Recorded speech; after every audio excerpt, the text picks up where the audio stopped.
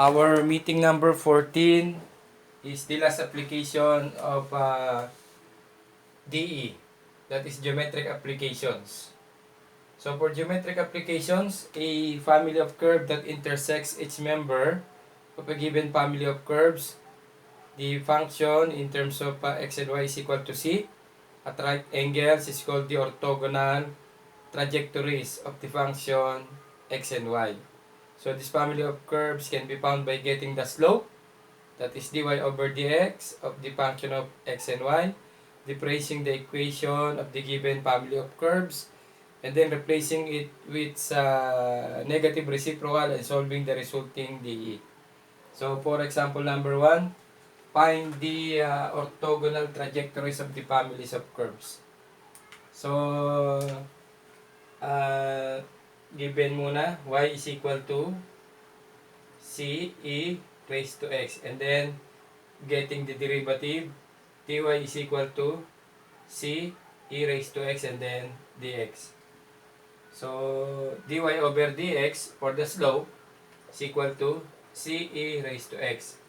But c is equal to, from original equation, y all over e raised to x. So substitute natin sa kinuha nating slope, dy over dx equals c is y all over e raised to x, then multiply by e raised to x. So cancel ang e raised to x. So natira is dy all over dx is equal to y. Or dy over dx, okay, is equal to y. Then i-substitute natin yung negative reciprocal, no? So pag nakuha natin yung slope, that is equal to y, and then the negative reciprocal substitute natin. So this will become dy all over dx is equal to negative 1 all over y. Then cross multiply, y dy is equal to negative dx, and then getting the dE, solving for dE. So integrate each term, we have y square over 2 is equal to negative x and then plus c. Or y square is equal to negative 2x plus c, or 2x plus y square is equal to c. So this is the orthogonal trajectories of the families of curves at a given y is equal to c e raised to x. Then what is the orthogonal trajectories? That is the curve intersect each member of a given family of curves at right angle. So that is the orthogonal trajectories. For example number 1.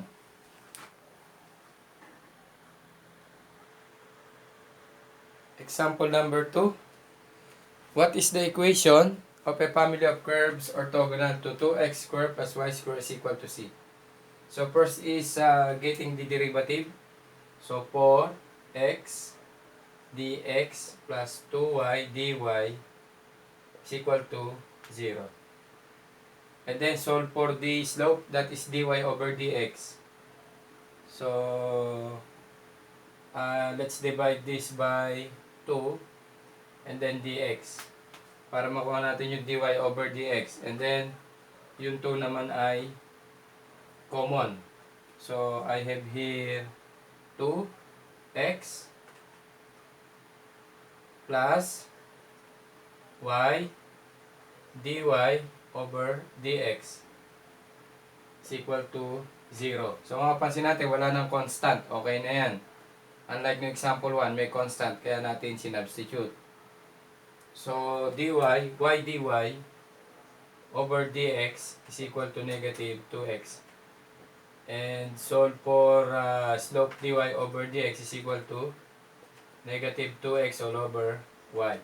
So this is the slope, and then I will replace it by negative reciprocal. So my multiplier is y all over 2x. So dy all over dx is equal to y all over 2x. So 2x dy is equal to y dx. So this is variable separable. So I will divide by x and y. So 2 dy over y equals dx over x. And then I will integrate. So 2 ln of y is equal to ln of c plus ln of, this is ln of x plus ln of c. So ln y square is equal to ln c times x. And cancel ln. So y square is equal to cx.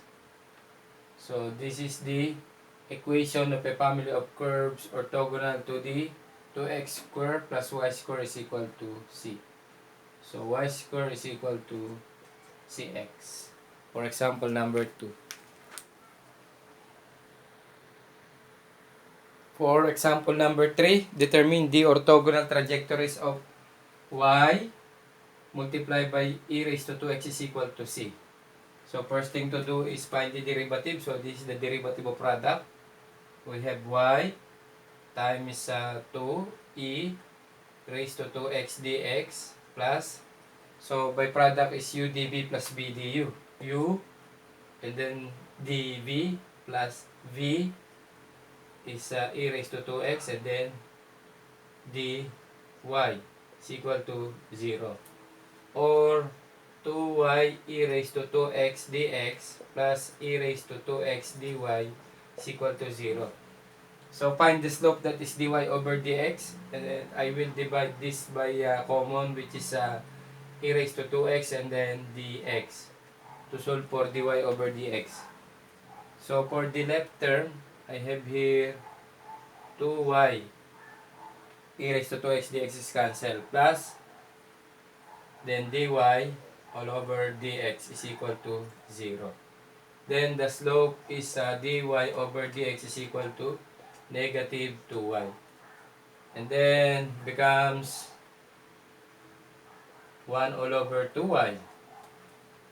Because negative reciprocal of negative 2y is 1 over 2y. So dy over dx is equal to 1 over 2y. And becomes 2y dy equals dx. So integrate now. So 2 y square over 2 is equal to x plus c. Or y square is equal to x plus c. Or y square minus x is equal to c. So this is the orthogonal trajectories of the equation y e raised to 2x is equal to c. For example number 3. Our last example, for geometric applications, find the orthogonal trajectories of the family of ellipses x square plus 4y square is equal to c square. So first thing to do is find the derivative. So 2x dx plus 8y dy is equal to 0. Then solve for the dy over dx, that is the slope. Then I will divide this by 2 for the common and then for dx to solve for dy over dx. I have now x for left term plus 4 and then dy or 4y, then dy over dx is equal to 0. So let's check. So cancel ang 2 dx, natira ay x, dito ay 8 over 2 is 4y, and then dy over dx is equal to 0. Solve for dy over dx, so dy over dx, so 4y muna, is equal to negative x. Then dy over dx is equal to negative x all over 4y. Okay? So cross multiply.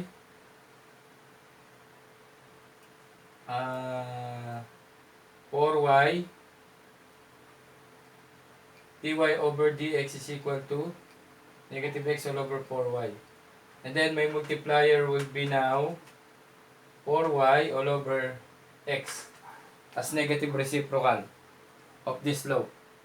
So, becomes dy over dx is equal to 4y over x. So, x dy equals 4y dx. So, this is variable separable. I will divide by x and y. So, I have dy over y equals 4 dx over x. Then integrate. So, ln of y is equal to 4 ln of x plus ln of c. So, ln of y is equal to ln of x squared times c. So, cancel ang ln, y is equal to c x squared. Y is equal to cx squared. That is the orthogonal trajectories of the family of ellipses for the given curve, given ellipses that have an equation of x squared plus 4y squared is equal to c squared.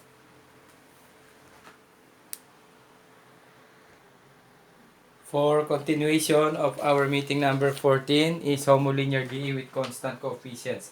Although this is new chapter, pero idugtong na natin dito sa ating meeting number 14, which is last lecture of our applications of DE, which is geometric applications, because konti lang naman yung na-consume nating time dun no? So idugtong na natin to. So solve the higher order linear DE given in the form of, so a sub o, the derivative of y with respect to x at a n. Ibig sabihin nun na kung ilan man yung ating derivative, ano? So higher derivative hanggang sa first derivative. So where a sub i's are the constant coefficient. So ito yon, yung 5 and 6 can be written, okay, as d alone. So ito pwedeng isulat natin as d second derivative of y with respect to x. Okay? Base dyan, di ba? And then plus 5 dy over dx plus 6y is equal to 0. So, yan yun, ano? So, second derivative, and then first derivative, and then plus 6y is equal to 0. Or pwede rin na y double prime plus 5y prime plus 6y is equal to 0. Ganon, ano? Okay. In which the differential operator d, yan, denotes differentiation with respect to an independent variable in case x, such that the d sub ny, that is the higher order of the derivative of y, is equal to d sub ny all over d sub x raised to n. There are two ways to solve this equation. One is by reduction method and two by characteristics equation. So dito muna tayo sa reduction method. So madali lang itong reduction method. Example natin, we have two example here. So for number 1, find the solution of the given DE.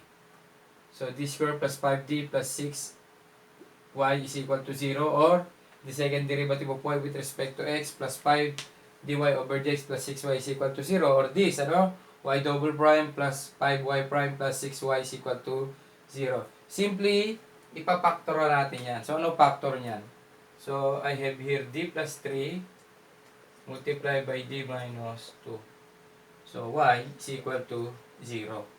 And then, pagka-factor, of course, d is equal to negative, this is positive also. So, check natin.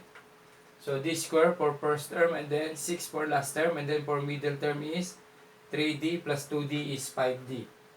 So, pagka-factor, d is equal to negative 3, and d is equal to negative 2. For this, d plus 3 is equal to 0, and d plus 2 is equal to 0. And then, substitute natin, we have now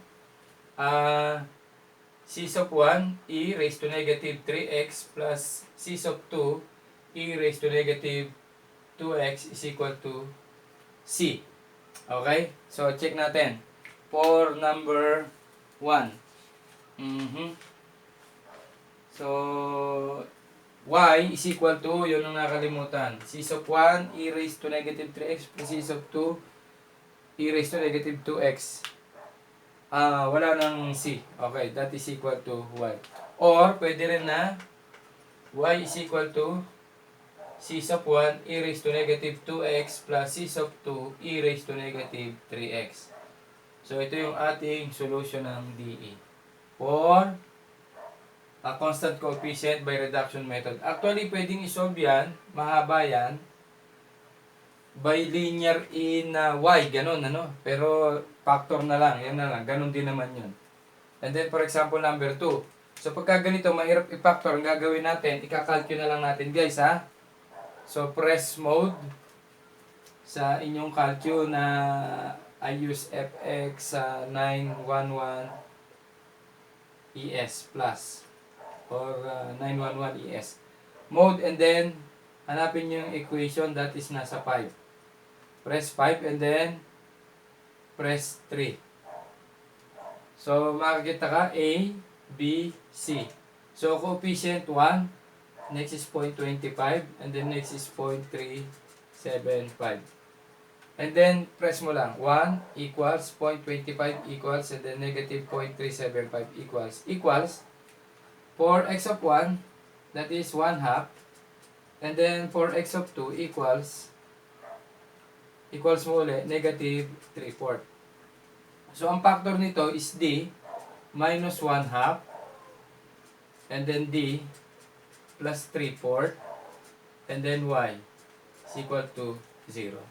So, para ma-check mo yan, 1 half times 3/4, so D square sa una, 1 half times 3/4, so 0.5 times 0.75 is a 0.375 negative, and then negative 1 half, negative 0.5 plus 0.75 is 1/4 or 0.25. So, ganun lang yun, ano? Kaya magbibigay sa'yo na ang D is equal to 1 half, kasi ta-transpose mo yan, D minus 1 half is equal to 0, and D is equal to negative 3/4 for D plus 3/4 is equal to 0. So, follow, Y is equal to, so, C1 E raised to 1 half of X plus C2 E raised to negative 3/4 of X. So, para maganda, no? 3 over 4 of X and then 1 half of X. Kasi baka mangyari niyan, parang 1 over 2X ang mangyari, no? Para maliwanag lang, ha? Yan. Or pwede rin na, Y is equal to C sub 1 E raised to negative 3/4 of X and then plus C sub 2 E raised to 1 half of X. So, pwede magkabaliktad yung C1 and C2 provided that yung factor natin is yun pa rin, no? Okay, so that is for one reduction method.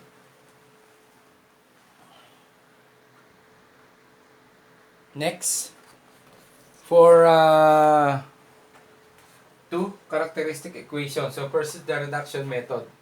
So, parang ganun din, ano? Kaya nga lang, yung sa reduction method, mahaba yun, yung linear in y, pero pinapactor lang din yun, ano? So, dito, in characteristics equation, the homolinear D with constant coefficient may written in the form of function of D, y is equal to 0. So, parang ganito, where the function of D is a linear differential operator. So, let y is lambda, e lambda x, substitute this to the standard form. So, basahin nyo na lang. And will give us, ayan. So, pinalitan lang yung y sa dulo ng e raised to lambda x. So, yun yung magiging factor. So, this equation can be satisfied if the lambda is the root of the characteristic equation. So, root or the factor. So, it clears that the d sub ny is equal to the lambda raised to n. And then d is raised to n minus 1 is lambda raised to n minus 1 up to dy is equal to lambda, and y is lambda 0 is equal to 1. The roots of the homogeneous linear differential equation with constant coefficients may be classified as distinct linear, complex, or repeated. So, ito na yung mga cases, ano? So, for case 1, this is the distinct real roots. So, case 1. This is under characteristic equation. Case 1 is the distinct real roots. If the given auxiliary equation, the function of lambda is equal to 0, has different roots, that is, lambda 1 is not equal to lambda 2, not is equal to lambda 3, and not equal to lambda n, then the solution is y is equal to c sub 1 e raised to lambda 1x plus c sub 2 e raised to lambda 2x up to c sub n e raised to lambda n x, where c sub 1, c sub 2, c sub n are arbitrary constant. So, for working example, number 1 and 2. So, this is also can be written as, so the second derivative of y with respect to x is d square minus 1, 1, 2 dy over dx is d plus 1, 1, 1, and then y is equal to 0. So, marunong nang gumamit ng calculus, no? So, press mode, and then 5, and then 3. So, I will input for the numerical coefficient 1, negative 1, 1, 2, and 1,111. So, I have here x of 1 or d of 1 is equal to 101 and d of 2 is equal to 11. So, 101 and 11. So, walang negative. So, x of 1, ulitin natin, mode 5 and then 3. So, 1 equals negative 1, 1, 2 equals, and then 1, 1, 1, 1 equals 101 and 11. So, meaning that is both negative ang factor niya, no? So, meaning ang factor nito is d minus 101 multiplied by d minus 11, and then y is equal to 0. Pero para hindi malito, huwag mo nang intindihin ito. Kung ano na yung binigay, yun na yun. Y is equal to c sub 1 e raised to 101x plus c sub 2 e raised to 11x. Yan na yun. Pwede namang magkabaligtad yung c sub 1 and c sub 2. No? Or y is equal to c sub 1 e raised to 11x plus c sub 2 e raised to 101x. Okay? So, for number 2, basta kung ano yung binigay na factor, yun na yung susulat natin as powers of e. So, 1 equals 165 equals negative 6534 equals d sub 1 is 33 and d sub 2 is equal to negative 198. So, y is equal to c sub 1 e raised to 33x plus c sub 2 e raised to negative 198 of x. So, ganun lang for case 1. Basta meron siyang factor, no?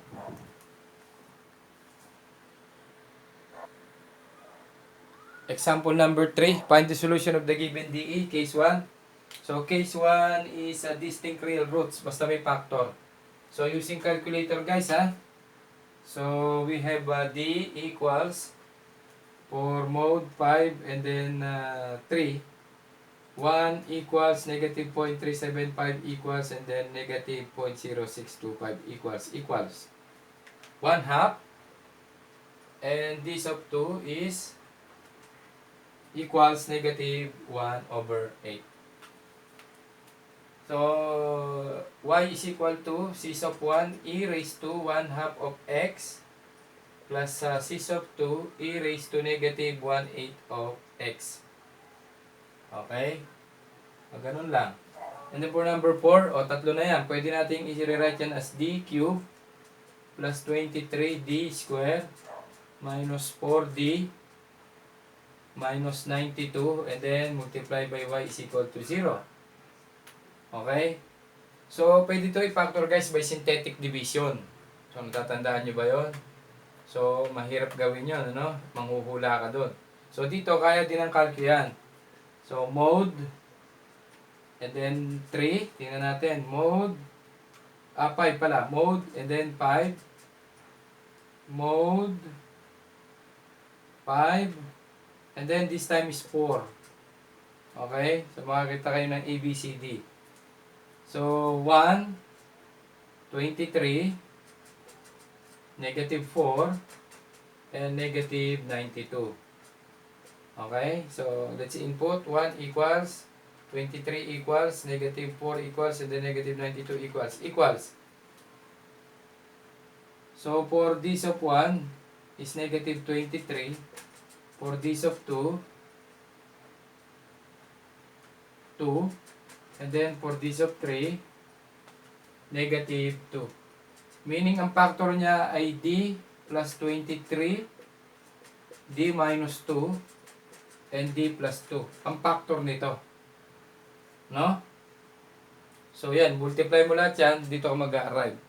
So, kung ano yung binigay ng calculus, yun na yun. Just substitute y is equal to c of 1, e raised to negative 23 of x plus c of 2, e raised to 2x plus c of 3, e raised to negative 2x. So, yan yung answer for this DE. Under characteristic equation, case 1. So, last example tayo. For our last example, find the solution of the given DE. So, this is under case 1. So, distinct linear factor or roots for under characteristic equation. So, d square minus 20d minus 1, 2, 5, y is equal to 0. So, ang kakaiba lang dito, merong ganito, no? So, pagka ganyan, ano yan? Particular solution. So, ibig sabihin yan, if x is equal to 0, y is equal to 1 half. And if x is equal to 0, y prime is negative 1/4. So, ano unang gagawin? Pa-factor, ano? So, mode, and then 5 and 3. We have 1 equals, negative 20 equals, and negative 1, 2, 5 equals. So, d is equal to 25, and d of 2 is negative 5. So, for y equals c of 1, e raised to 25x plus c of 2, e raised to negative 5x. So, this is for the general solution. Okay? So, meron tayong y prime dito. Ibig sabihin, i-derivative pa natin ng isang i-derivative pa natin. So, y prime equals. So, 25 c of 1 e raised to 25x minus 5 c of 2 e raised to negative 5x. So, yan yung first derivative. So, now apply natin, ano? So, if x is equal to 0, y is equal to 1 half, and if x is equal to 0, y prime is equal to negative 1/4. So, saan natin lalagay yan? Dito. Y, 1 half equals. And then, for c of 1. E raised to 25 times 0 plus c of 2. E raised to negative 5 times 0. Or, 1 half is equal to c of 1 plus c of 2. Because this is equal to 1. Diba? E raised to 0 is 1. Or equation 1. And then, next is, if x is equal to 0, y prime is negative 1/4. Negative 1/4 is equal to 25. Okay, ito dito. And then, ito naman ay dito. 25 c of 1. And then, 1 na rin yan. Pati ito 1 na rin. Minus 5 c of 2. Okay? Equation 2. So, ito yung hahanapin natin constant 1 and constant 2. So, pag multiply ko to ng 5, no? I have here na 1 prime is 5 halves equals 5C1 plus 5C2. So ngayon, i-add ko, continuation dito, cancel na yung C2. So negative 1/4 plus 5/2 or 10/4 is 9/4. Tama ba yun? I-calculate na natin. No? Mode 1. So negative 1/4 plus 5/2. 9/4. 9/4 is equal to 30C1. And C1 is equal to 30 times 4. 120 over 9. So 120 over 9 is, pwede pa yan, 40 over 3. Okay, that is the value of C1. Next, solve for C2 in equation 1. Sulat. Dahil, yun lang yung madali, oh. So, C2 equals 1/2 minus C1. So, 1/2 minus, so C1 is 40 over 30. So, 1/2 and then minus 40 over 3 pala, sorry. Minus 40 over 3 is 77 over 6. Pause natin.